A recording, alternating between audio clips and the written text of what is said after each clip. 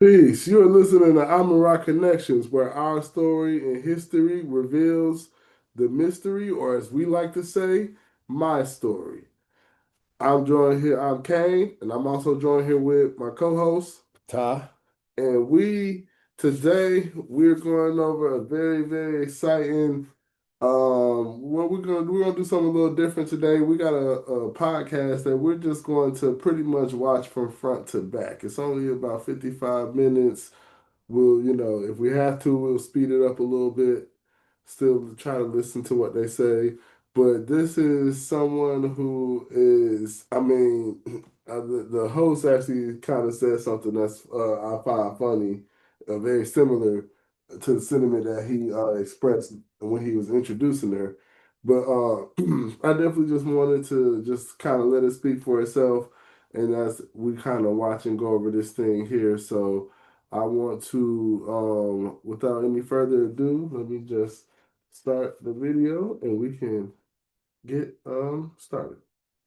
These tyrants, warmongers, we still moving, we still kicking, we still breathing. I want to say this is Black Power Media, to be specific, is Oh, RSTV. yeah. Oh, exactly. I'm glad he said that too as well. Let me introduce as you can see right here, this is Black Power Media. And so this is pretty much, I'll just go to their channel real quick to kind of show some of the media that they have. So please, if you're not following this channel, please go follow this channel. This is definitely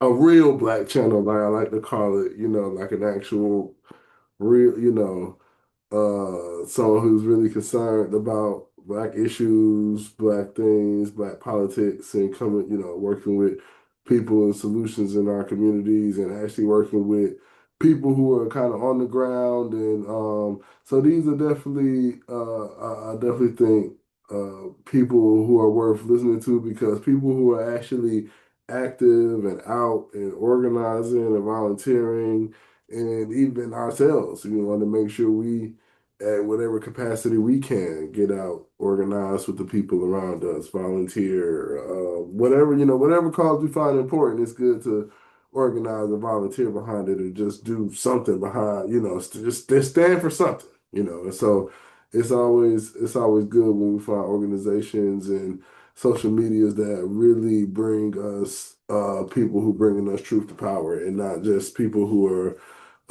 muddying the waters with political talk and endorsement and sponsorship talk as well, So so that's the biggest thing that I definitely like to see and be able to.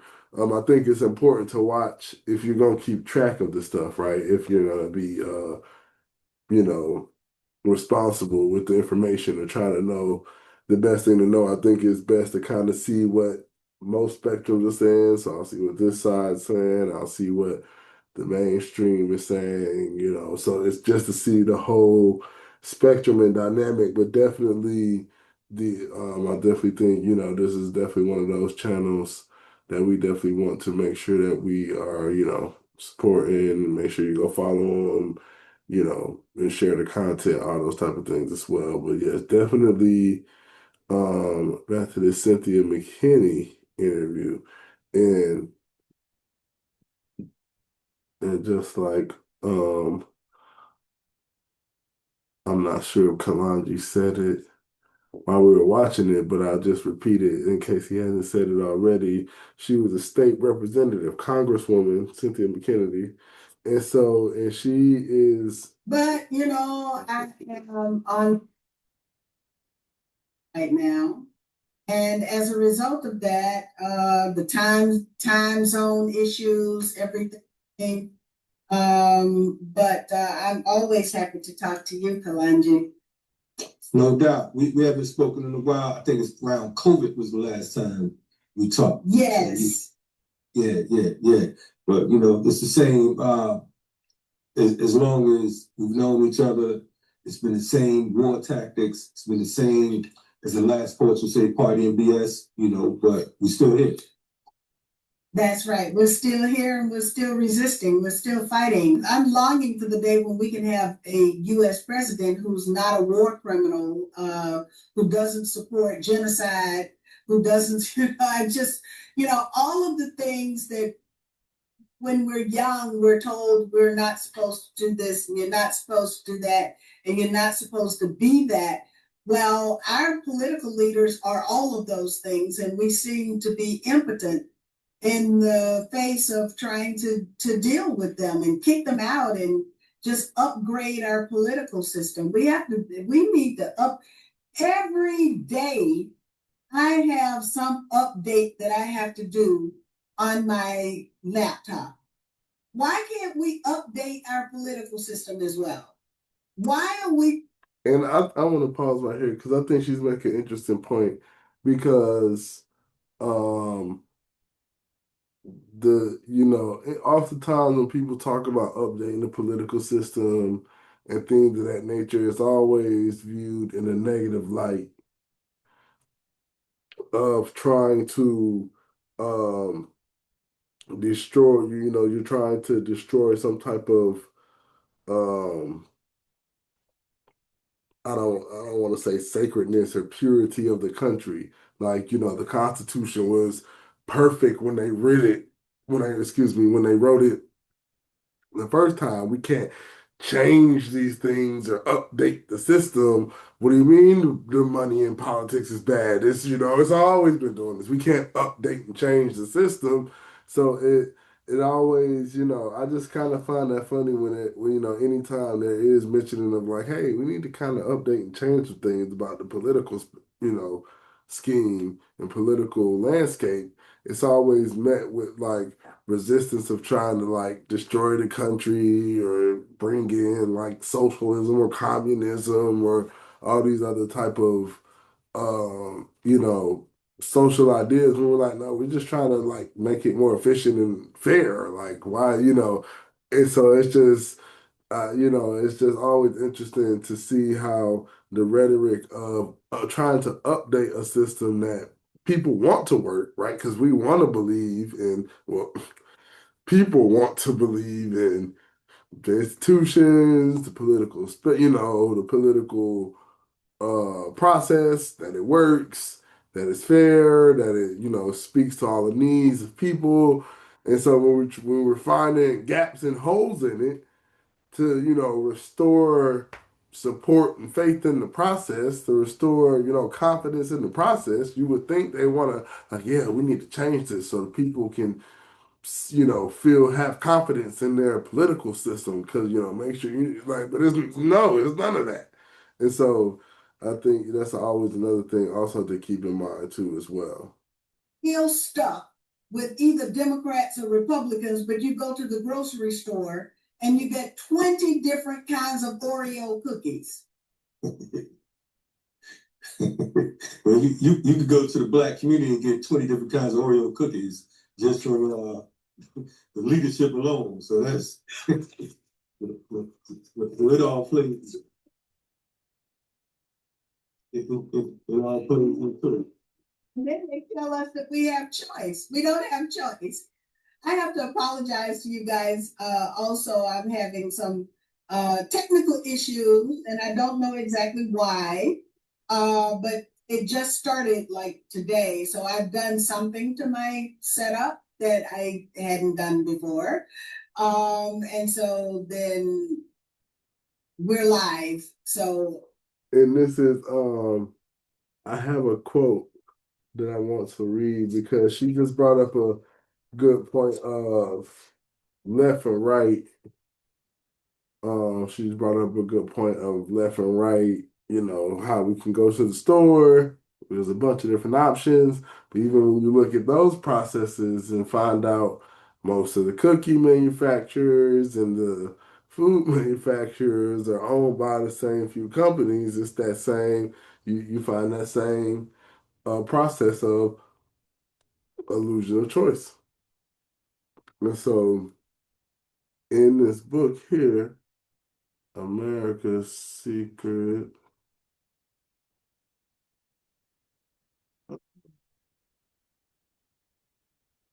Secret. Establishment. Let's see. We're trying to act like you don't know. Yeah, you know what I want to say. All right. Yes, I think we've referenced this book in an episode before. This book will come up many times in episodes, right? But yes, American Secret Establishment, Introduction to the Order of Skull and Bones. On page 34, on page 34, I want to read a small portion of it says in the subsection, the state is absolute. And let's see. Okay, yes. It says, all right, I'll just read this whole little subsection right here. It's just a small little paragraph. It said, how can there exist a common objective when members are apparently acting in opposite to one another, in opposition to one another? Probably the most difficult task, probably the most difficult task in this work would be to get across to the reader what is really an elementary observation that the objective of the order is neither left nor right. Left and right are artificial devices to bring about change, and the extremes of political left and political right are vital elements in this process of controlled change. And so that is another thing that I want to talk about of how it's saying how the left and the right are both important elements in this controlled change. So it's like, yes, there's a change and different things coming, but they're trying to use different techniques and mechanisms and political organizations to bring this old change about. So Cynthia McKinney is hitting on the same thing that Anthony Sutton is talking about this whole control opposition of, there's really no choice with the whole political scheme and spectrum and how um in the sense of like the choice is two ends of the same bird. It's like and they're two ends of the same coin. They're both leading you down the same direction. It's just shape, one side is building one part of the plan, the other side is building the other part. When you put both parts together, you get the whole plan. And so that's the thing that to the what's that competitive mind, that's the thing that the competitive mind of America makes it so hard for people to understand because everything about America is fighting something in this side versus that side, so everything is juxtaposed to something else. Everything is this versus that, that versus this. So I mean, everything is, so like many Americans don't know core to their thinking. It's just my side versus your side. It's just inherent into the American psyche if you definitely not uncolonizing your brain. And so I definitely wanted to point that out with that whole aspect of the left and the right paradigm of how she made that comment and wanted to tie it back to that book from Anthony Sutton. But Todd, did that strike anything instance to you before we move on? Yeah, you just mentioned something that made me think of the sports game.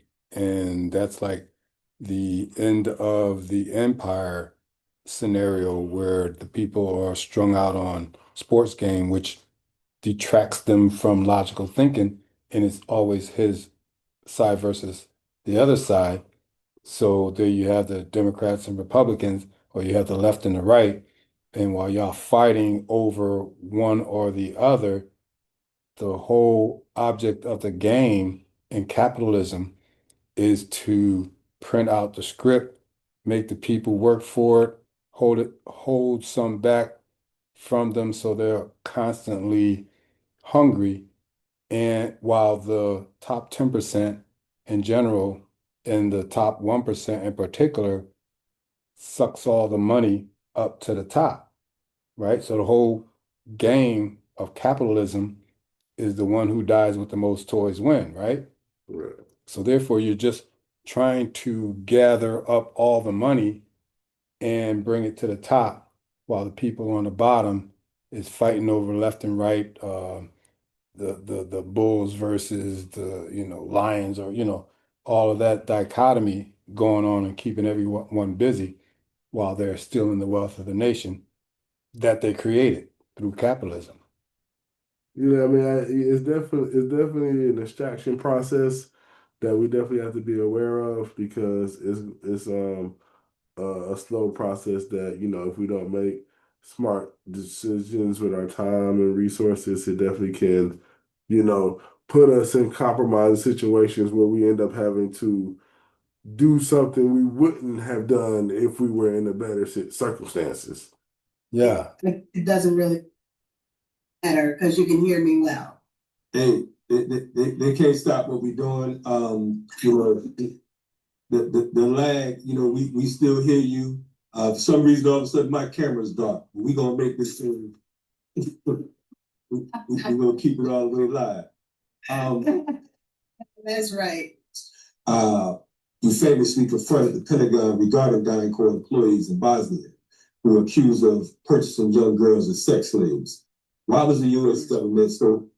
But Todd, do you remember that case with the Oh, let's turn on the subtitles as well, so if anyone may not be able to hear Kalanji, it's perfect. We can definitely just be able to get the captions to because this instance right here is what turned me on to Cynthia McKinney.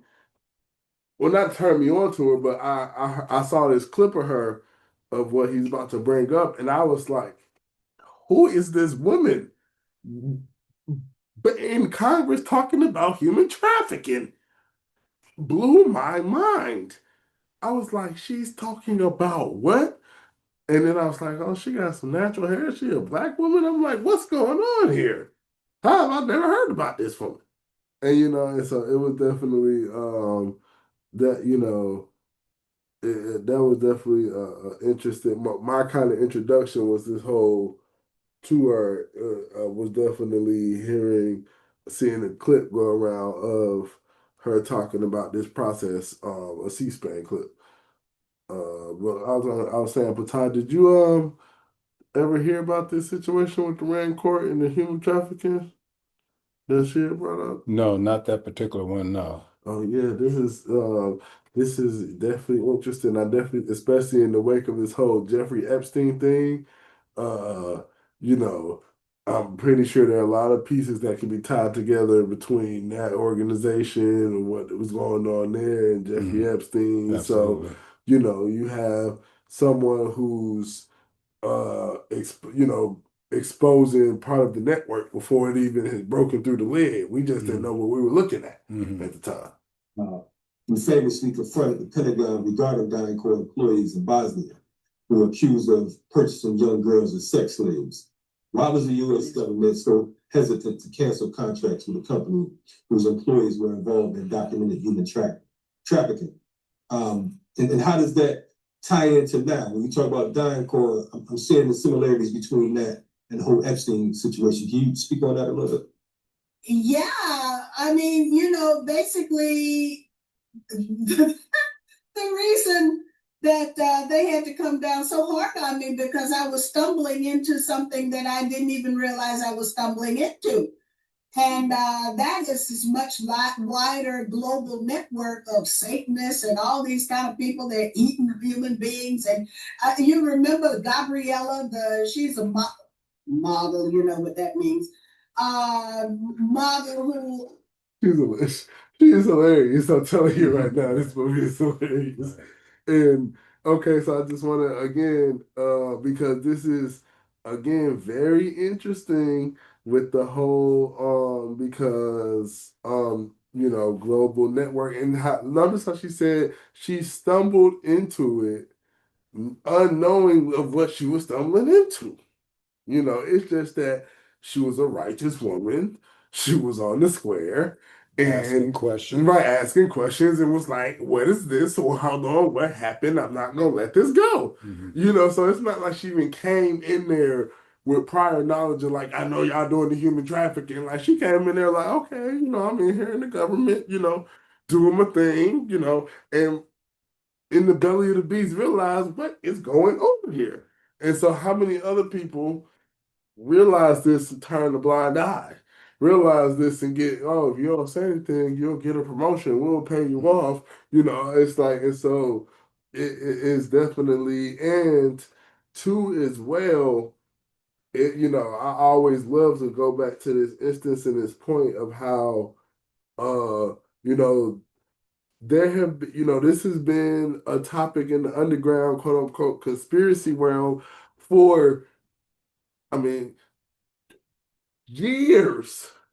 Yeah, I mean, and, especially as far as back as I go,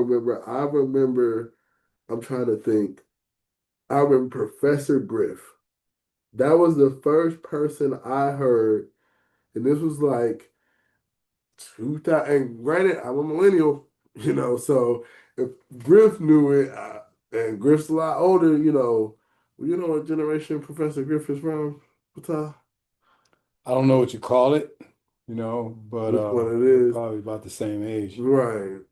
And so, and yeah, but so had you heard any like human trafficking conspiracy theorists? Like, was that like was that a conspiracy theory when, any time when you for growing up at any time or just in the community of like they doing weird ritual with kids or just in general elites and stuff like that? Well, I mean, even in their movies, they talk about how in that area of Europe, because I'm assuming it's because after the Soviet Union fell apart, they just took advantage of the chaos over there. And then this is just like this big corrupt area of Europe where you can buy and sell people, Right, especially the prostitution and, human trafficking running rampant. And it's right. like in their movies, when It, they show that kind of behavior, it's usually in that area of right. Europe. And that's the thing. But even here in this like you growing up, that was never a conspiracy theory you heard or that just around about in the just normal just that because I mean that's what I'm saying. Did they had like I mean because like what did they did everyone yeah I'm interested kind of interested in that because it's like do conspiracies come later after the event happens, after people start to question it, be like, you know what? That was interesting. We don't think that happened the way it happened. Are there people in the time kind of instances? So, but that was kind of more so my question of like, so you've never heard of the whole elites doing weird things to kids just as like just normal social talk in amongst the people or the community or anything like that. No, that wasn't spoke about in the areas that I was, familiar with. We always knew white folks did some weird stuff. Looking at their history, that Right. they even speak of on their own themselves.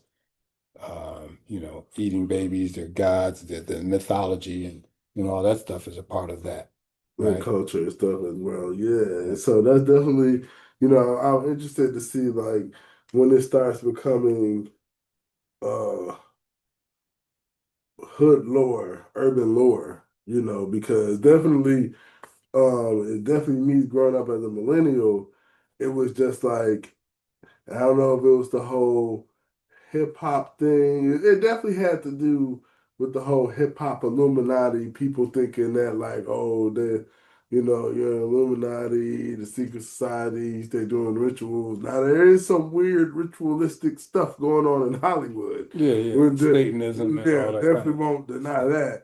But the whole, as we younger thinking, oh, every celebrity is like literally in the Illuminati versus like, no, they're just tools, really. So we like foolishly not understanding the whole process.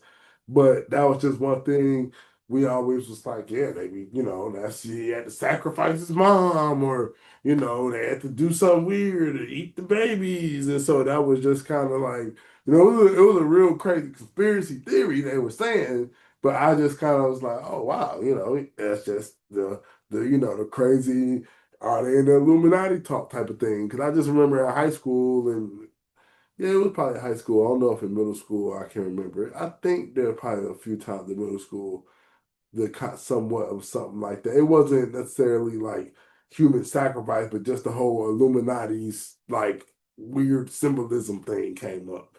And so, Yeah, and you just imagine the bonding process, the male bonding process, and the I got a secret, we both have a secret that we got to keep secret, so therefore we bond by the secret that we murdered somebody, or we raped some woman or man even, you know, or we're into sex trading, human trafficking. right, I got some video recording of you doing something improper with a child, so therefore we're tied that way, whether it's under Illuminati or it doesn't even matter. right, It can be children with their little gang, with their little affiliation as preteens and teens, like I'm killing a bird type of thing. I'm setting fire to right. things. And so we bond that way. And because of who they are and their cultural norms, they they use that bonding process to do things that uh they're used to doing. I'm the son, I can't wait for dad to die so I can get his money, so I'm gonna kill dad. Well, dad is like, yeah, that's my son, and I hate him and I'm gonna kill my son because he's gonna kill me one day, so I'm gonna kill him now, kind of thing. That's their bonding process. Right. And so I definitely think it's an interesting aspect to look at when you relate to this whole dying court to, like we said, the Epstein files and the different connections. Um, was crying and screaming when she was invited to some kind of party or something. And she said, they're eating humans, they're eating human flesh, they're eating human beings. And she came out and she was screaming and she was hysterical because it was inconceivable that people were actually doing that. But now in the Epstein papers, we can see that they actually do that. And so the adrenochrome and the Pizzagate and everything that was, figments of people's imagination, now we find out that it was real. And that, uh, it involves basically all of our politicians, one way or the other, especially our Hollywood actors and actresses. You combine the Epstein with the Diddy, and oh my gosh, that's everybody whose name you know, right? And she's making a good point, right? Like you got, and because I'm pretty sure there's some overlaps in this Diddy Epstein network. Mhm. It's definitely in major regards in that way, or even because my whole analysis is that black people learned that being up under the weird white people in Hollywood. So that's how We're Diddy, so they are or a black version of that. yeah, we're gonna have black version of the freak off. That's kind of where my whole instance is. So it's Epstein and the whole whatever. I mean Epstein is like you know he's a power broker for like really super power, Rothschilds, Rockefellers, Oppenheimer, like those type of people. He's a power broker on behest of them. So he's on a whole different other lane than P. Diddy and all these other people that, they associating him with. Like that's how he's associated to all them other people because he's brokering for people in another tier above these people that he's parlaying and managing for. But um, she brought up a good point how like, basically the whole government's damn near complicit, most of the entertainment's complicit, and it is, I mean, it just goes back to because, I always want to point out because I want to get these things on the record and even in the sense of saying how, um, you know, there's, that is always, that's one of the main conspiracy theories is the Illuminati, right? There is a secret group of people who are using their power and influence to shape world events and shape world history.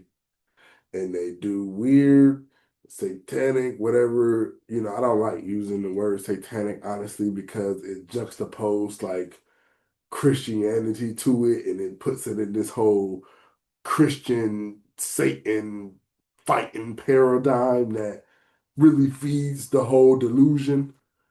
Once you start putting the, oh yes, it's the Satanism, and so they're trying to destroy Jesus because Jesus is the answer, and so so that's why but so they get that. That's why I say ritualistic abuse and shit. So you have these elites that are doing this to uh, and if it's to get high off drugs, off the drugs, adrenochrome, if it's to like Pata said, this helps bond us together to so we keep secrets with each other, and it's part of the bonding process, so we can trust, and it's our kind of like social stuff, or it's a combination of all, both of those things. Like I heard someone say something, man, this was crazy. Excuse me, but um Pata, it's kind of funny. I know you probably haven't played many video games, but in video games now there's this thing called like the end game, and it's when you get to the end of the game, and so it's like you pretty much beat the game, but then like now it's like you still want to play the game, but it's you trying to find content to still do that you haven't done already because you beat most of the game. So some games like definitely tailor towards that process. It's like, okay, you've beat the game, but now here's the end game stuff where you can do a bunch of playing still with all the stuff you unlocked at the end of the game type of process. And so the guy on the streamer is saying, well, he because they were trying to figure out, well, why are they doing all this weird stuff? And he's like, well, it's just life in the end game, man. There's nothing left to do. And so it's just he related to like, yeah, now that's what you end up doing because it's like because that may be something in the end game you start doing. You just literally walking around every inch of the map just because you're trying to explore every crevice of it because it's like, what else I'm gonna do? So you're just doing stuff that you normally wouldn't do. Mhm. And so that's the whole instance, the process he was trying to make with the whole, hey man, it's just in game. So whatever processes it is, I lean towards more of the ritualistic abuse, shape world history,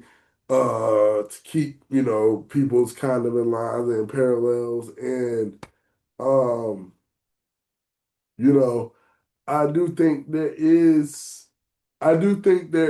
some a philosophy, I'll call it, because I don't want to say like religion. I call them philosophies. That's what they are. Philosophical thought process. Uh, that I think there is a group of people who think like, okay, whatever is quote unquote natural, the opposite of that is our philosophy. So you got like little artificial robot man, who's like everything artificial is great. Mhm. And mm, just instinctively he's just gonna come up with some weird stuff.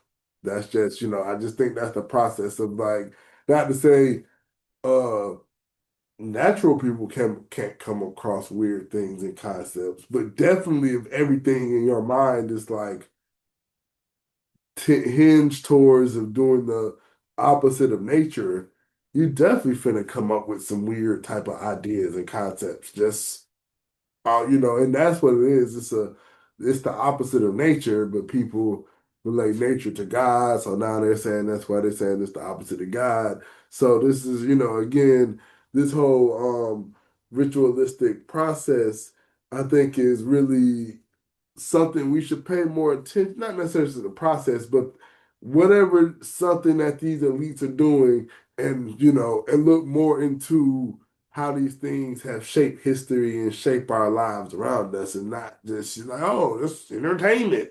It's like really more to meet the eye when you're dealing, because this is just the surface of what we're dealing with, right? We still, imagine if you ever get the chance to really connect all the lines, connect all the pieces. And that's what I think, that's why I love scholarship. I love learning and seeing the facts. But this is why I think scholarship holds us back because if it's not, they don't use their um creative process as much because they're waiting on like, well, I can't go outside the bounds of what's been here and what's in front of me. And that's where it's like, well, you're gonna be the last one to see the gaps at that point because the person who used their mind to gap all the other pieces together is just gonna like, hey man, I'm gonna just go out on my own mental power, say this is what it is, and move off of this. And so by the time you realize, like, oh yes, there was a child pedophile ring, and yes, we got the facts. And it's like 15 years late. We were already saying that because we just let our mind take us there because humans, people. So, you're not always right, but so this is where I think where scholarship can be late to the party because they're always waiting to get everything confirmed and the facts square and you don't use your mind to connect the dots in those places where the facts haven't come all the way down yet. And so, but that's where the analysis comes in and different things like that. So it's, being able to use all of those things together to paint a clearer picture. And so this is why I definitely think anyone who could be in the political spectrum with a mind like Cynthia, who's able to see that in a way, I think is important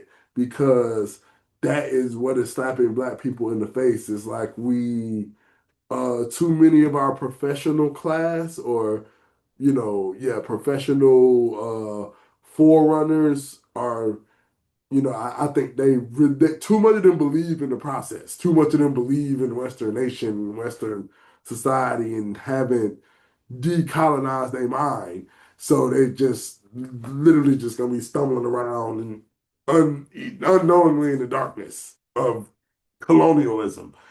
And so I think that's the whole thing that kind of perpetuates the process because they're doing things that they see as progress for us, but not necessarily progress in the sense that it's going to uh, pretty much liberate us from our colonized way of life. And for some, in the simplest sense, just trying to simplify it as much as possible. Like, yeah, so it's to get a better leg up in Western society is a different goal than to be able to sustain for yourself and provide for your own people by your own regards. That's two different processes. And so I know you said a lot during that part right there, but I definitely just wanted to kind of point out how she mentioning the whole how the length of the government is involved with this weird ring and structure, and even the lengths they're going to cover it up and not bring it to light as much as they should, is I think it should tell us something about our country, what's going on. Right. So, when I look at a movie or I see an ad on TV, I say, oh, I know what that person had to do to get that. you know, and so they're slaves of a different type, but they're still slaves. They're highly paid, but they're still slaves. You've often discussed the concept of compromat. How does that whole Epstein case fit into your broader theory that high-level sex trafficking is used by intelligence agencies to control politicians and policy? That's right, because when I went to Washington, I was invited to go to Las Vegas, and I knew that the members of Congress were going to Thailand, and they were going down to Haiti, and they were doing whatever men in the closet do in Thailand, and they were doing these things. They were even going to Las Vegas and gambling. They had the poker and everything. I still don't know how to play poker. I don't care about playing poker. I don't have a poker face because I get too emotional or whatever. But you go to Washington and you think you're on top of the world, and then you do something, and then they show you, well, you're not at the top. You're just at the you're just at the middle, and you got to follow orders like everybody else. And so that's what happened in Washington. That's what Marjorie Taylor Greene discovered as well. And a lot of people didn't like her, or it's my understanding that a lot of the Black community didn't like her, but they better listen to her because they're following people who are not thinking. They are low information. You can't follow low information. Suppose your leader is a low information individual, then what kind of leadership is that individual providing for you? And then what kind of followership are you providing? You're going to be. And so I just want to hit off on this point right here because she said a lot right there that I wanted to cover in a point of one. I love how Kalonji brought up how she calls them a compromat.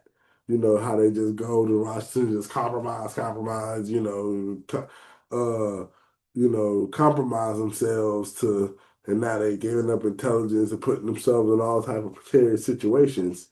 And then two, how again related to the point that I just made of you get in government thinking, yeah, I'm here to make the levers of power, to make the decisions, to do the things to serve the people, and sorry, you get there and hold on, I gotta follow orders from who orders them?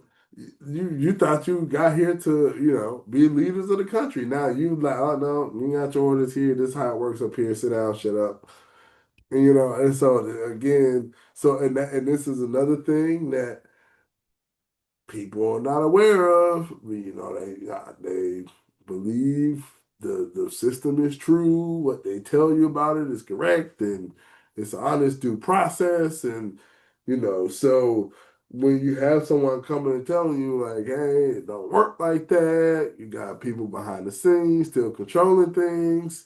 Uh, I find those people invaluable in today's society because so much of the game is played off of you believing falling for the okie doke, And so when someone's trying to come pull your coattail and be like, hey, that's not how that's happening, right? They really doing this like this on you, that's you can't understand how invaluable that is to us. And so even how like she mentioned with Marjorie Taylor Greene, who is getting attacked by the Trump administration, man, called a traitor, all type of stuff because she's like, hey man, they defended pedophiles up there. What's going on?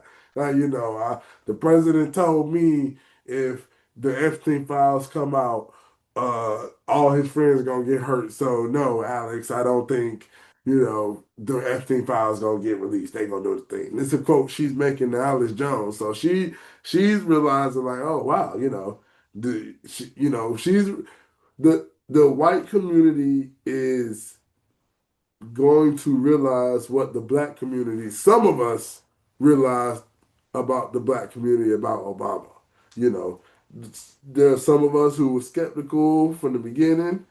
And then there's some of us who was like, yeah, we were on board. And we found out later, oh God, he got us. Did the okie doke flip on us. And so, excuse me, this is a very similar thing to what Marjorie Taylor Greene is happening to her right now. And so it's a greater symptom of a whole political system. And that's the thing we have to realize that it's kind of, if you ask me, it's just baked into Western culture. You have to do literal major updates to the whole thought process of Western society to get it to go away. You're not just gonna like, oh, we can just replace people with it with the same Western mind thought process. Definitely not. You're gonna end up back in the same place. And so, but that was anything you wanted to cover before we went off to that to the next regard. Yeah, well, the political system is the protection for the economic system. You build your political system in order to protect your economic system. So that's the reason why the political system works the way it does, because it protects the people at the top with the power, the 10% in general and the 1% in particular, who have to manipulate the political system, who has to control the political system, because if the political system works for the people, it's called, they give it that dirty word called socialism. So capitalism, they have control of that. You know, they worked it, they worked it, they worked it. They got better at it. They're really good at it right now. That's why the wealth is concentrated at the top. So they hone their skills with it, and they do not want it to be destroyed by you folks who want equal rights or equal economic rights. You want to be able to do something that's going to destabilize their power structure. The political system protects the power structure. That's what we're seeing right now. So us fighting against it is pretty futile, because now they control the political structure through their wealth. So that's pretty much what we're fighting against. We're fighting against the wealth of wealthy people controlling the political system through their money, through campaign donations, whether it's overt or covert. So you can't get on TV without $30 million.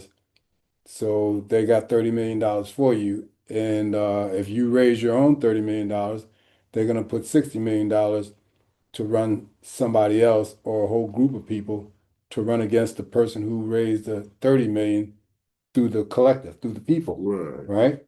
So, you know, they got the doors covered. We're just not really understanding it.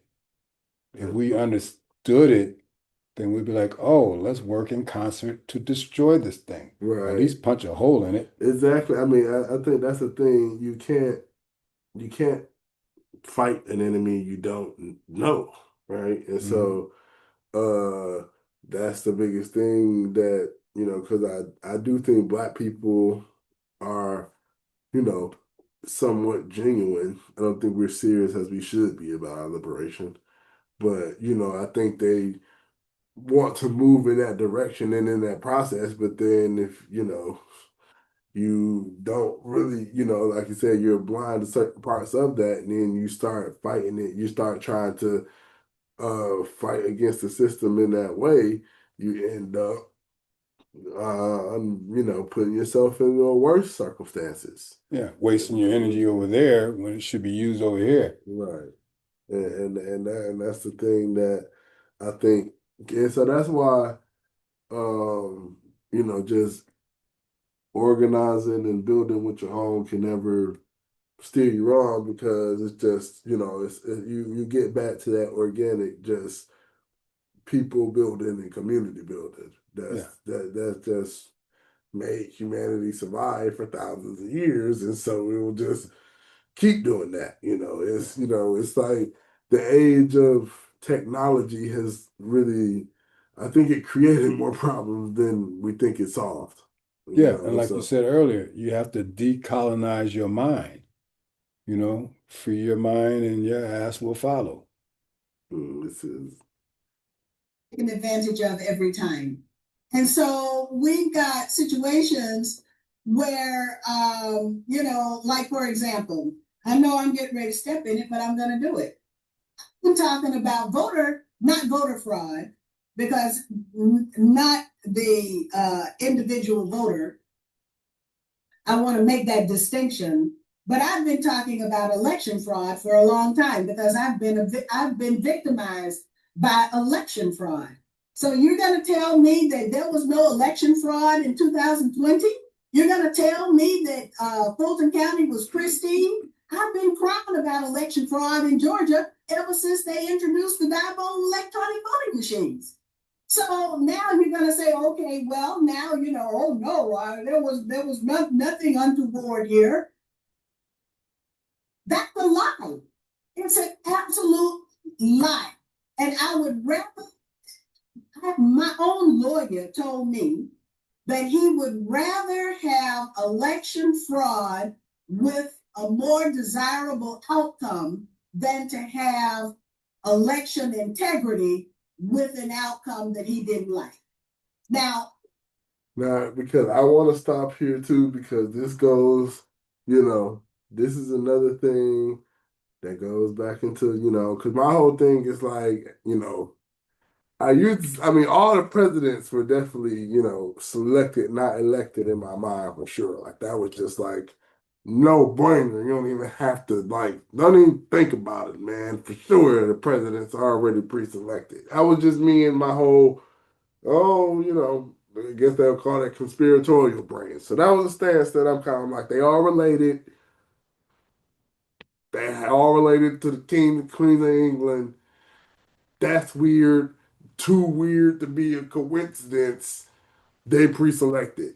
Then I'm starting to realize, hold on, how many more offices might be pre-selected than we don't realize? I'm just thinking the presidency, but this, so the election integrity thing. Definitely, I mean, we, we we think it go. I think in our mind we think it has to go back to like voting machines, but we've even seen it with the paper things, with the Bush thing, where they didn't even count the. Oh, they were half punched holes, so we didn't count those or something, whatever weird count. And that was the same county Jeffrey Epstein was from, that he lived in when he lived in Florida, lived in that same county. And I'm like, look, man, there's too many coincidences in this field. All right, coincidences in this field. And so um so that was just a big thing to just as far as to me, just the elections have that's another I need to give this a name, but legendary lore or something, right? That was just like, yeah, elections are just, well, I want to say everyone across the countries are fake, but just depending on which one or where you at, they may, oh no, get her out of there. Well, we don't care about that place. Not enough people there. Definitely get that part, So, and this is going on in a world where people think their elections are free and everything's on the square and up and up. And if you go and tell them, hey, elections aren't as secure as you think they are, you're crazy conspiracy theorists. It's not true. I think that is dangerous because, you know, you, yeah, I think that whole process is just dangerous because you're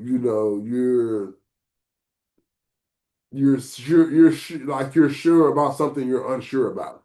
Like you don't know how the process works, but you're sure as rain that it's not corrupt and nowhere is cheating.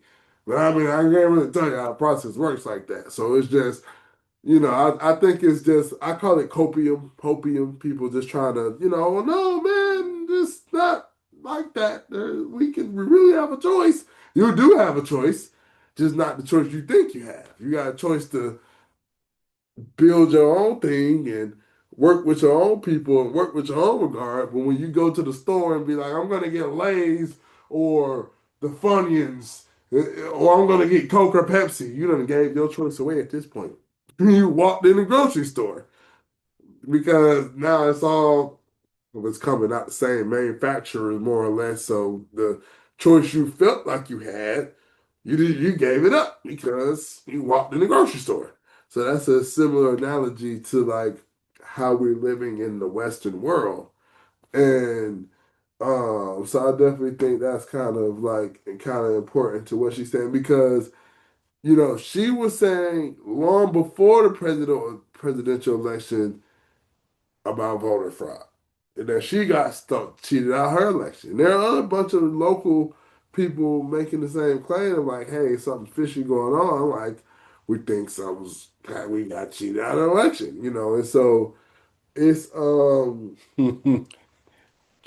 Trump said, Trump said, if I lose, then there was voter fraud. In other words, he said like, I'm going to win, and if I don't win, something wrong. So y'all got to fight for me. right.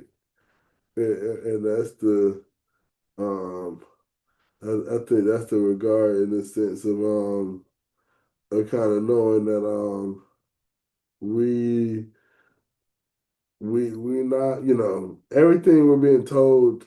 especially in the mainstream, definitely in the mainstream sphere, even in the conspiracy sphere, is definitely not true, but definitely though, I mean, please, I urge y'all, get out that mainstream sphere. It's hurting y'all.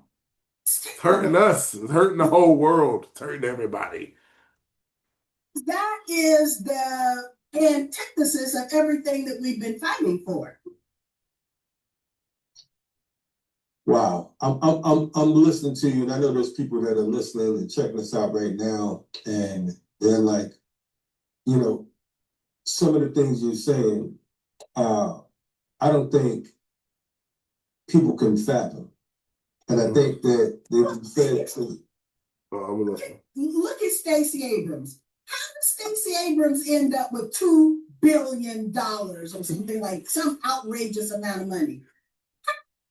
But if you're not playing along with the bad guys, then you're not going to get the money because the bad guys are the ones who are creating the money. The bad guys are the ones who control the Federal Reserve. They are printing the money. So now, if you want to be in the money, you got to get in with the bad guys. And then now, are you telling me that in 2000, what was it, 20, that Joe Biden, who couldn't put two sentences together, and I have some questions about that. Remember, I served for the entire 12 years with Joe Biden, so I kind of know Joe Biden, and I have some questions about that Joe Biden. But anyway, that's a different thing. Bottom line is that if you have high information people, but you have very low moral people, and those are your leaders, then what kind of followers are you and what kind of leadership are they providing? I tried at all times to lead with integrity, and to live my life with integrity, with dignity and grace. Is what I've tried to do. But now you can't say that everybody else has done that. And as a result of that, people who end up following those people, you follow them because they're in the news, but you're not following them because they're actually giving you sustenance for your heart and your soul. That requires a different kind of nutrition. And that nutrition comes from conviction, experience, wisdom, commitment, dedication. That's what you have, Kalanji, because you haven't changed. But you have these people who pretend or they want to parade themselves in front of you as their leader, and then people go along with it because they get a favorable op-ed in the newspaper. But what's the objective of that op-ed in the newspaper? Is to persuade the people who are low information people to say, oh, that guy is doing a great job. And what we found, there was one member of Congress, Black member of Congress from Florida, who worked with the university to do a study. And what the study found was that the more advocacy for the Black community that the particular representative did, the more negatively portrayed that representative was in the media. Patel, you want to go? You got anything on that section she just hit right there? Yeah, absolutely, because that's the way politics work now, more and more. I mean, it's more and more visible, especially with this Israeli thing coming out, and people are talking about the Israel connection with Epstein and all these things. And we do find that out. I mean, like exactly what she just said. If you're for the people, we're going to run somebody against you. Politics is the protector of the economics. And we can't take a chance on politics becoming, like back in the day, we say the ballot or the bullet, right? And when we talk about we don't need the ballot, I mean, we don't need the bullet because we got the ballot. And that might have been true in the 70s and 80s as we was in the 70s as we was, making traction. But then it came to be where now we need the bullet because we don't have a ballot, right? Ballot's been stolen. It's been hijacked. Yeah. And I think that's like staying, what did they say? You rather be a gardener, you rather be a warrior in the garden than a gardener in the war. Mm. Mm. You know. And so that I think that's always I remember hearing that I was like, definitely on and that sounds like our Kemetic ancestors. So it's like, hey man, we rock your shit. When we doing our garden, don't make us we get to you. Don't make us do it, okay. Don't make us do it now. Don't make us put down No, these no. garden tools. Right, don't make us put Pick up down our these weapon garden tools. tools. We do it to you now. And so I think that's but I think that's kind of instances important in that saying. And then she said something too that was so when you're talking about feeding the soul, right? And you're talking about being a real genuine person, really sort of supporting your constituents, being there, being integral, having integrity. And because she said something that's really important when you have what high information people, With but low low morals. moral, Yeah. right? Yeah. And that is what we end up dealing with. And too many Americans or people give the wrong people the benefit of the doubt. Because they're low information people we're dealing with, the masses of the people. Low information people, and they're dealing with low moral leadership.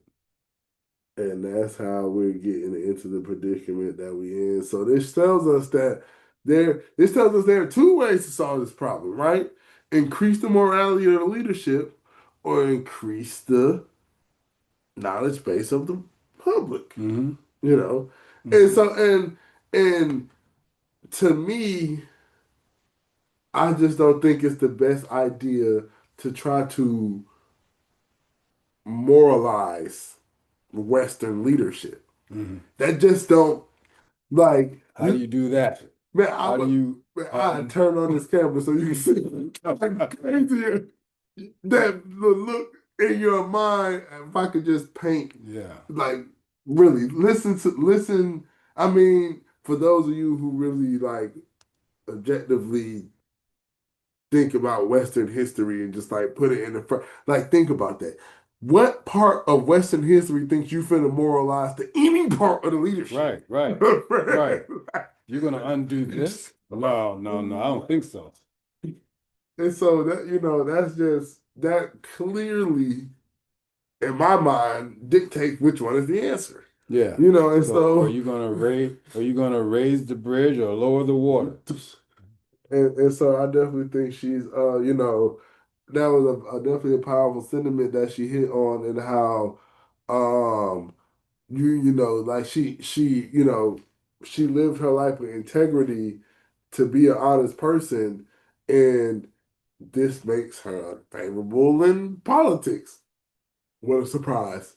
The people who have integrity end up being unfavorable in the political sphere. Wow. Now imagine decolonizing the minds of the masses. Like just make information that is out there available more out there and more available. Because if you have 10 lies coming at you and one truth, doesn't matter how strong the truth is, you're up against 10 lies. And somebody listening may not even have the earful enough to take in that one truth. Like they didn't heard 8 things for the day and that's it. Right, and right. not one of them was Exhausted. that one lie. Right, they exhausted. One truth. I want to hear no more of that. Right. Right. So you're going to convince a person by being outnumbered like that?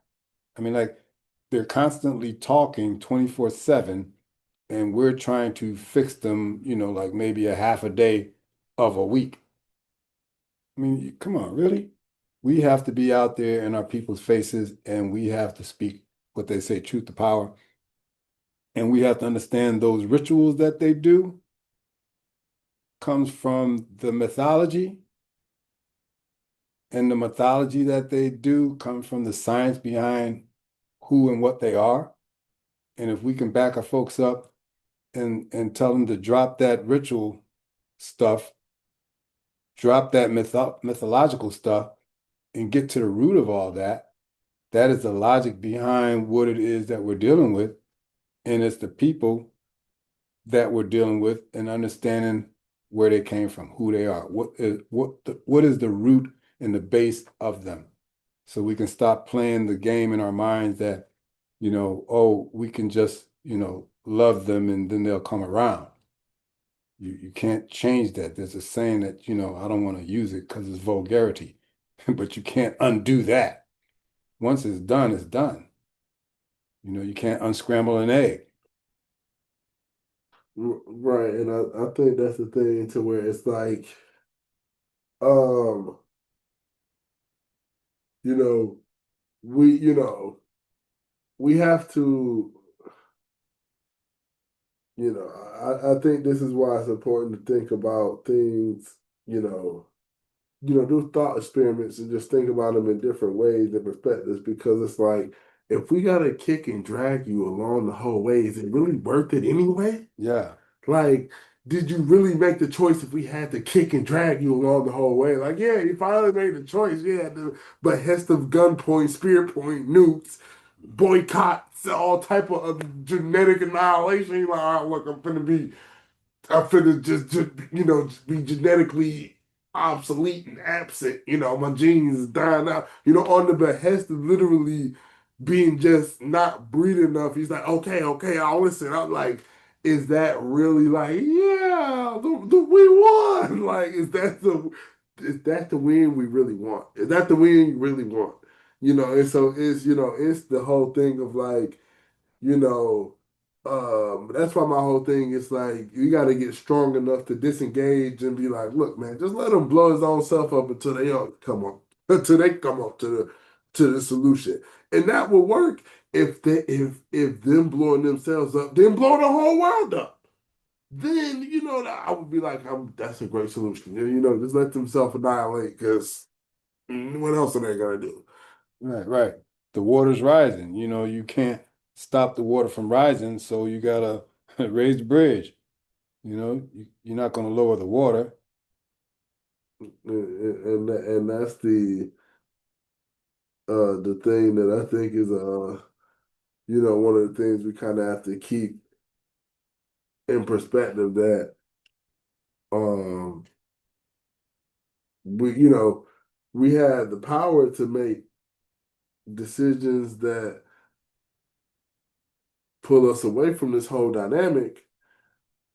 We just have to engage in them in ways that are meaningful, like Cynthia said, like that feed the soul. You can, and this I just get into that nature. But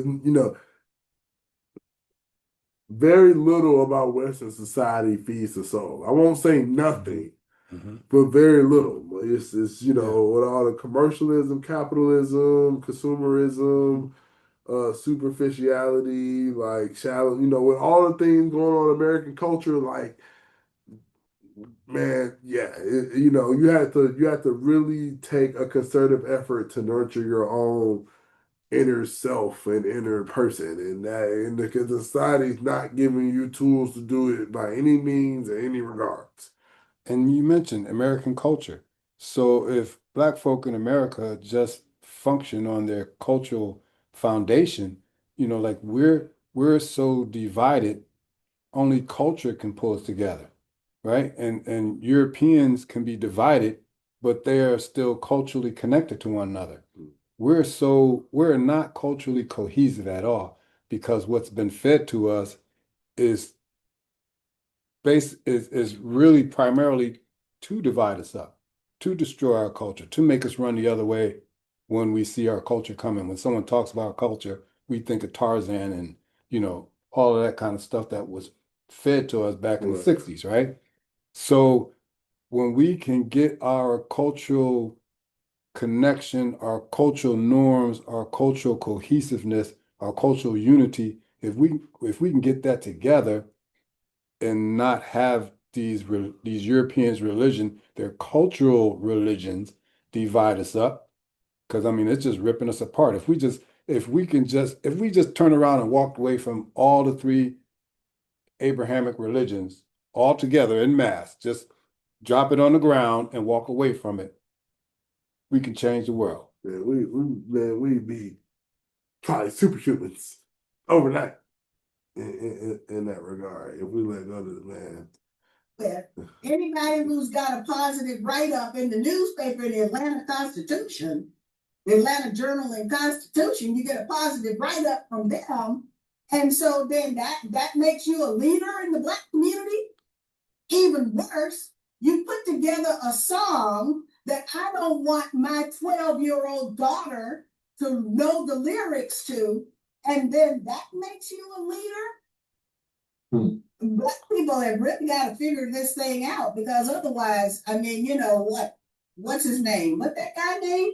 Hart. He made a promise. He said he was never going to put on a dress. He put on a dress, and now I can't get rid of him. He's in every TV ad. He's in every. He's even on the ads in the airplanes. That Hart guy. Okay.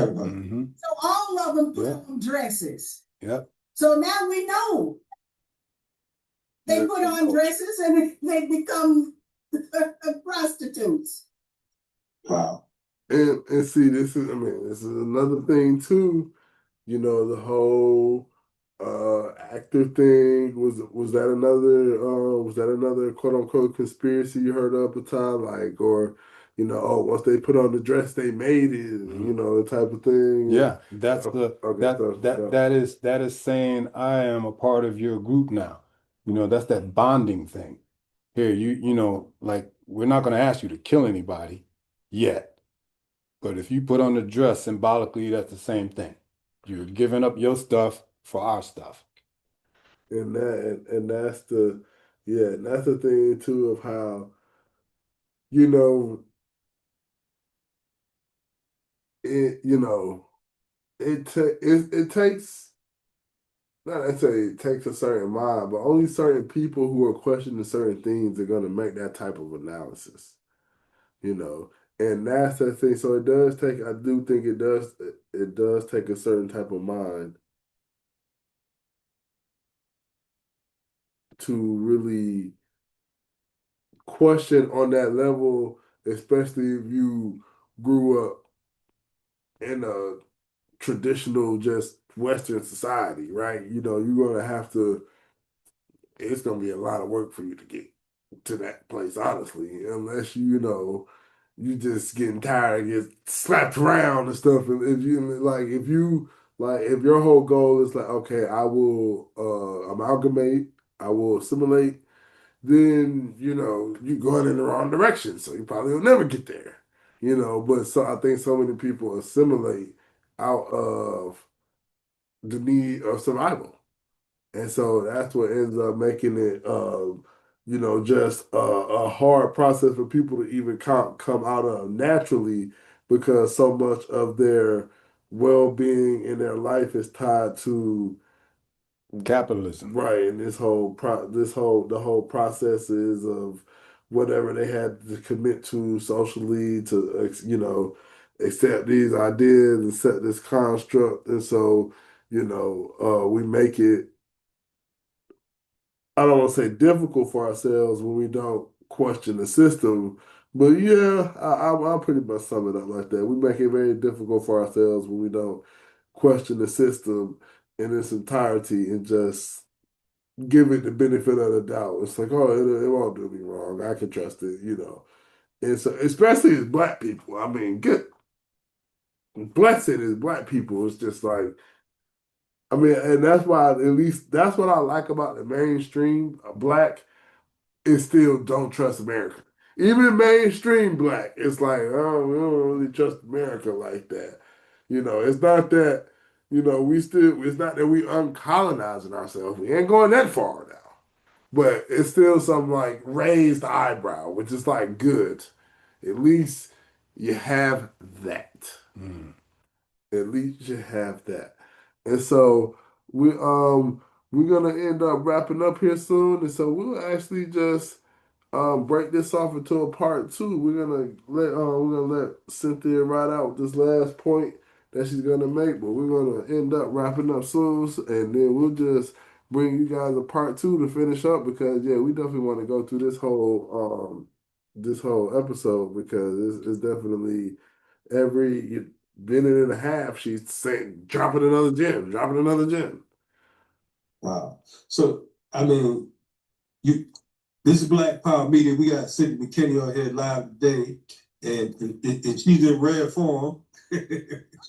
Um, it's And I just lament. So I'm yeah. 10,000 miles away now. Hey, listen. I have been 10,000 miles away for the last really since 2014, so like 10 years, except for COVID, I was at home. Right. So I've been away, and so every time I go back, I get more and more despondent. I don't know how you stay there. You remain true to the values and the struggle and the resistance. I don't know how you stay there because it just seems like the level of information is becoming, or desire for knowledge is becoming lower and lower and lower. I just don't understand. So then somebody can throw a line out and people believe them uncritically. I don't understand that. I tell my students, question everything I tell you. Indeed. So I think that's a great point to wrap up on. I'm gonna let you hit that point first. But Ty, anything you wanted to cover on that one with the point she just made about the whole she questioning if black people want to think critically in that way in that regard like that. That's why I made that comment about religion, because religion trains Black people to not question anything. They can hear something that's so far out and ridiculous, but they won't ask a single question. They take it on belief and they double down on that belief with some faith. And if we can get rid of that, maybe we can get more logical people because we are like on emotional steroids. Like we are so emotional as a people that logic doesn't, it's not even logically, if you're so emotionally, you can't even get to the logic to say logically, I need to start getting more logical. You can't even do that. You're so far out on the emotion that, 2 plus 2 don't have to mean 4.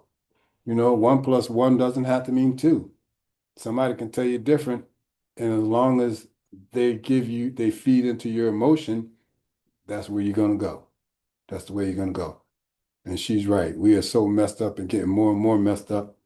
It's just, I guess we're staying here because same way we try to pass on to the generations coming up behind us, we're dedicated to doing at least that much.